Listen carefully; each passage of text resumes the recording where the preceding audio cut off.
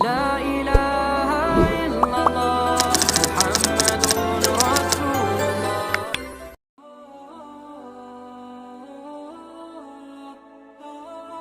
Nur Aubie di awal keputusannya menjadi muslim memiliki harapan. Salah satu harapan itu adalah menjadi muslim yang kafah. Di awal perjalanan itu, Nur merasa masih berdiri dengan satu kaki.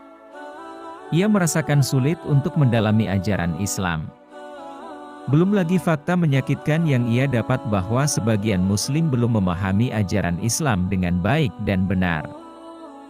Saya melihat umat Islam dalam masalah besar. Sementara saya seseorang yang butuh bantuan mereka, ungkap dia. Namun, kesedihan Nur berangsur menghilang.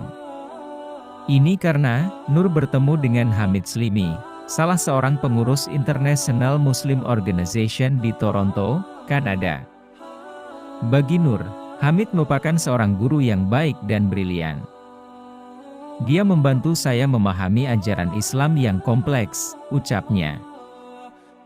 Modal dasar Nur menuju muslim yang kafah sebenarnya sudah dimulai sejak kecil.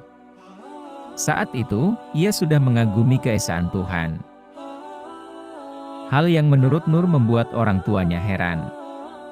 Fondasi itu terpatri mendalam dalam hati dan pikiran Nur. Memasuki usia remaja, Nur mulai kehilangan arah.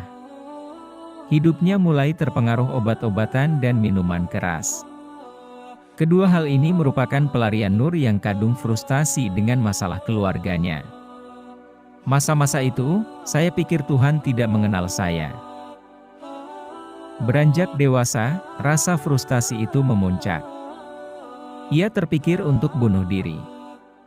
Aku sudah menyerah. Aku menyerah, saya merasakan tekanan yang luar biasa, kenang dia. Momentum inilah yang membuatnya kembali ke gereja, hal yang sudah lama ia tinggalkan. Di lingkungan tempat ia ingin menyembuhkan diri, Nur mulai berinteraksi dengan Muslim. Sepengetahuannya, Muslim adalah teroris. Pandangan itu berubah ketika ia intens berinteraksi dengan mereka. Jujur saya terkejut dengan tragedi September 11.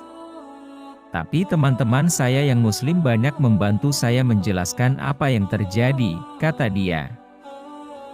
Satu waktu, Nur bertanya kepada mereka, mengapa dunia Islam begitu membenci Barat? Nur merasa ada alasan di balik itu, yang mungkin tidak disadari dunia Barat. Mengetahui jawaban dari teman, saya jadi paham, banyak kejahatan yang dilakukan Barat terhadap dunia Islam, kata dia. Rasa simpati dengan apa yang dialami umat Islam mengiring Nur mencari tahu tentang Islam dan Muslim.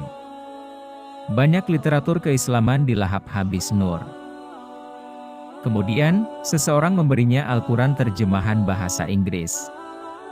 Hati dan pikiran Nur terguncang, ia pun kagum. Ketika ia mendengar adzan pertama kali, Nur menangis dan menangis. Semua yang ia baca meremas hatinya. Ada kegembiraan dan kesedihan. Islam telah menemukan saya, kata dia. Nur pun memutuskan menjadi Muslim ketika ia berada di Damaskus, Suriah. Satu tempat di mana Islam pernah meletakkan peradaban modern dunia.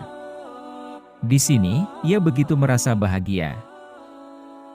Di sisi lain, ia mulai mendapatkan ancaman, diskriminasi, caci maki, kehilangan teman dan diasingkan keluarganya. Saya ingin tetap berada di jalan yang lurus dan saya selalu merasa rendah hati di hadapan Pencipta, ucapnya.